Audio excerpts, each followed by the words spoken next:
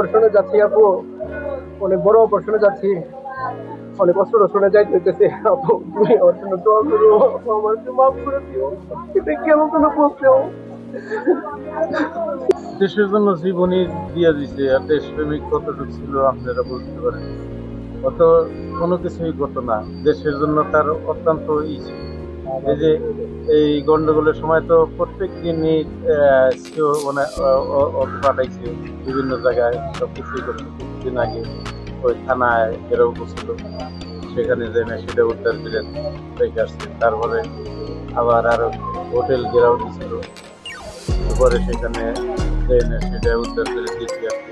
এই যে তারপর বরাবরই ওই ওরই পাঠায়, ওই তো যায় সব অপারেশনে ওকেই পাঠায়। ওর বিশ্বাস করতে এবং ভালো ছিল এই বিশেষ।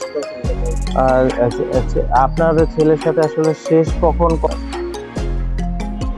শান্তও ছিল আবার চঞ্চলও ছিল, ওই সব দিক দিয়ে মেধাবী ছিল। ছোট সময় থেকেই ওই ওর মেধাটা বুঝতে পারছিলাম যে ও খুব ভালো ছাত্র হবে, ভালো result করবে। এই আর্টের খুবই ছিল, ভালো দক্ষ ছিল, গান গাইতো, খেলাধুলা সবকিছু করছে, পারদর্শী ছিল। আসলে সব কিছুই ভালো। ওই যে ঘরে যে দেখেন যে কতগুলো মেডেল আছে খেলা, সব চ্যাম্পিয়ন চ্যাম্পিয়ন।